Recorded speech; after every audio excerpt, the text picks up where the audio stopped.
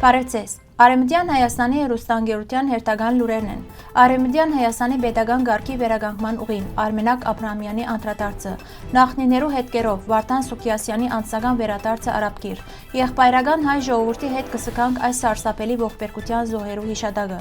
Այդ ճանապարհը չի կառուցվիր, ինչպես Կարեն Դեմիրճյան գաղափարքելեց Ադրբեջանը Նախիջևանին գաբող ճանապարհի կառուցումը։ Առաջարկ Ալիևին, Արման Թաթոյան, Արցախի մշակութային ժառանգությունը իսպար ոչնչացման վտանգի դակ է։ Հովիկ Ավանեսով, աջակցենք Արևմտյան Հայաստանի պետական հեռուստատեսության, միացեք մեր վետերաններուն։ Արևմտյան Հայաստանի պետական հեռուստատեսության տված հարցազրույցի ընթացքին Արևմտյան Հայաստանի Հանրապետության նախագահ Արմենակ Աբրահամյան ներկայացուց այն պատմական եւ քաղաքական հանգրվանները, որոնք վերջին տասնամյակներուն ձևավորեցին Արևմտյան Հայաստանի ազգային խորհրդի միասնությունն ու գործունեությունը։ Ան հիշեցուց, որ դակավին շուրջ 2 տասնամյակ առաջ Արցախի ազատագրական պայքարի օրերուն Շուշիի մեջ համախմբված ազատամարտիկներու միջև սկսած էր հասունանալ հիմք տնելու գաղափարը Արևմտյան Հայաստանի ազգային խորհրդին։ Այդ շրջանի ընկերական հարաբերությունները, փոխադարձ վստահությունը, Գոմիդաս Դանիելյանի եւ բազմաթիվ այլ համախոհներու կորձուն մասնակցությունը ոչռորոշ դեր ունեցան 2014 թվականի դեկտեմբեր 17-ի հռչակագրի ստեղծման գործին մեջ։ Այդ հռչակագիրը մեզի համար բացառիկ կարևորություն ուներ։ Անոր միջոցով մենք նշեցինք, որ կվերականգնենք Արևմտյան Հայաստանի պետական եւ ազգային համագարկը։ Նույնքան կարևոր էր նաեւ անվան ընտրության հարցը։ Մենք հրաժարեցանք խորհրդային շրջանին բարդացրված զուտ աշխարհագրական ենթատեքստ ունեցող Թրքահայաստան ձևակերպումեն եւ վերադարձանք մեր ինքնատիպ պետական անունին Արևմտյան Հայաստան, այն պատմական անվան, որ մեր ինքնությունը կմարմնավորե, ըսավ Արմենակ Աբրահամյան։ Անոր խոսքով անունի եւ պետականության վերաբերյալ այս որոշումը բարձրապես իրավական կամ խորհրդանշական քայլ չէր։ Այն կապված էր ազատագրված տարածքներուն մեջ կատարված աշխատանքին եւ ինքնորոշման իրավունքի իրագործման գործընթացին։ Շուշիի եւ ազատագրված այլ շրջաններու մեջ մենք արդեն կգործեինք որպես կազմակերպված կառույց։ Բնական էր, որ մեր ազատագրած հողին վրա պետք է վերականգնվեր նաեւ մեր պետական համագարկը, ընդգծեցան։ Արմենակ Աբրահամյան շեշտեց, որ Արևմտյան Հայաստանի ազգային խորհուրդը եւ պետական կառույցները վերջին 2 տասնամյակներուն բազմիցս ապացուցած են իրենց նպատակը պաշտպանելու ազգային իրավունքները եւ պահպանելու պատմական ժառանգական իրազեկումը։ Մենք պաշտպանած ենք մեր ազգային գետերը, մեր ինքնությունը, մեր պատմական հողին վրա ապրելու իրավունքը։ Այս պայքարը միայն անցյալի մասին չէ, այլ նաև ապագայի եզրափակեց նախագահը։ Ֆիլադելֆիա մեջ ծնած ներկայիս Երևանի մեջ բնակող լրագրող եւ քրող Փոլ Վարդան Սուքիասյան Արևմտյան Հայաստան կատարած իր այցով փորձած է բացահայտել իր ընտանիքին գործված ճյուղերը։ Հրանտ ինք հիմնադրամի գոկլերին ընթառաջ հեղինակային հանդիպման ընթացքին ան պատմած է, թե ինչպես Կոստանդնուպոլսո եւ Արաբկիրի մեջ կդած է իր նախնիներու հետքերը, ուսումնասիրելով 1793 թվականին սկսող դոհմածարը, հին ցերակրեր եւ 1915-ի եղերնի վերաբերող պատմությունները։ Սուքիասյանի համար այս ճամփորդությունը վերածված է սեփական արմատներուն վերադարձի խորաբես անձնական ուղիի, Արաբկիրի հին դուներեն մինչև Աղթամար եկեղեցին։ Յուրաքանչյուր քար կհիշեցներ, թե որքան խորն են մեր արմատները, գսե ան շեշտելով, որ նախնիներու հողին վերադարձը ոչ միայն հիշողության վերապրում էր, այլ նաև շարունակականության գիտակցված քայլ։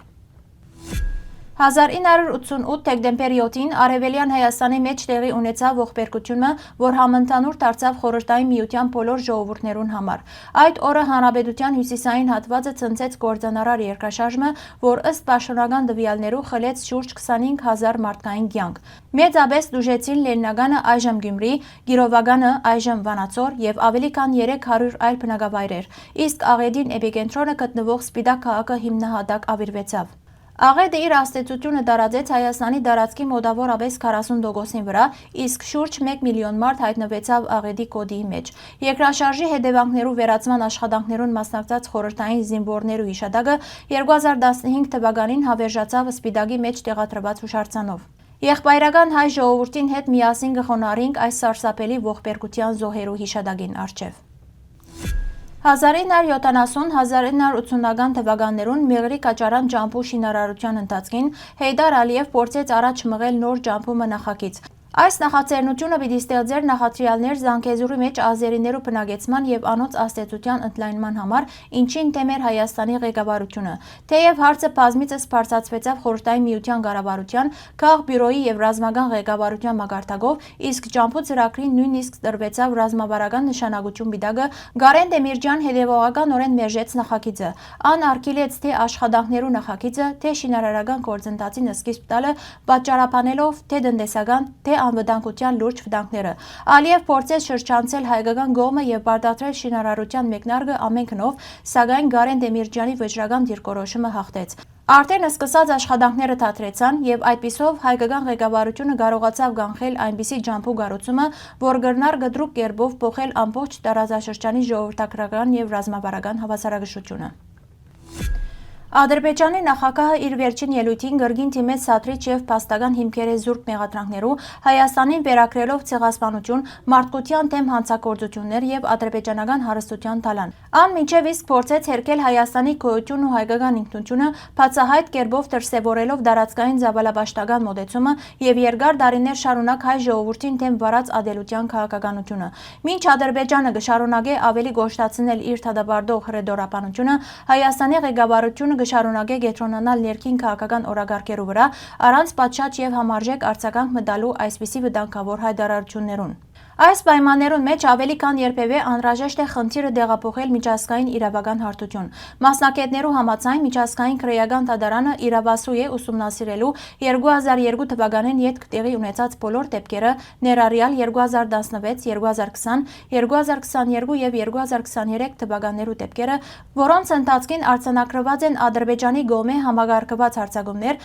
պատերազմական հանցագործություններ եւ լայնածավալ խախտումներ։ Արման Թաթոյանի առաջարկը Ալիևին։ Եթե վստահ եք, որ մենք այսքան հանցանքներ կործածենք, ապա եւ մենք եւ դուք միասին երթանք միջազգային քրեական դատարան։ Այս կոչը միաժամանակ կծառայե որպես պատասխան սատրանքներուն եւ որպես լուրջ իրավական քայլ միջազգային ճշմարտությունը վերջապես փաստերու հիման վրա հաստատելու համար։ Իրավունքը Հայաստանի կողմն է, եւ եթե պետական համագարկը կործե հետևողական եւ վճռական, Հայաստանը կգրնա ապրաբնդել իր անվտանգային դիրքերը եւ վերջ տնել չափազանց երկարաձգված քարոզչական պատերազմին։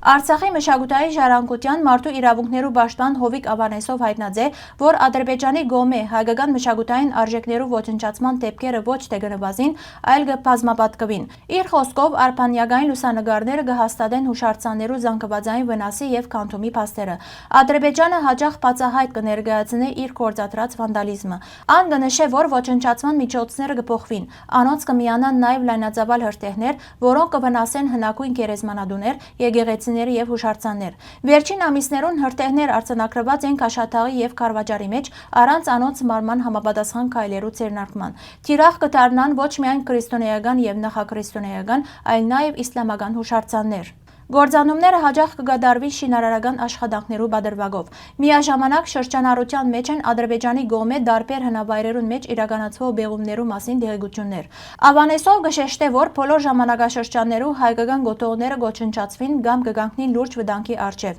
Իսկ այդ քաղաքականությունը կներկայացվի որպես ճարտարապետական պատճառներով արտարացված քայլ։ Իրական նպատակը իր խոսքով հայկական հետքի ամբողջական վերացումն է։ Խիստ մտահոգիչ է նաեւ Ստեփանագերդի հուշահամալիրի վիճակը, որոնց տարածքը փակ է եւ ովևէ դեղեցություն չկա, թե այնտեղ ինչ կկատարվի։ Ադրբեջանական լրատվական դաշտերուն մեջ բարբերաբար կհնչեն գոչեր քանթելու «Մենք ենք մեր սարերը» հուշարձանը եւ Ստեփանագերդի եկեղեցիները։ Հովիկ Ավանեսովը գոչ կուղե միջազգային կառույցներուն անցնելու ոչ միայն հայտարարություններու, այլև գործական մեխանիզմերու կիրառման հայկական մշակութային արժեքներու պահպանման համար։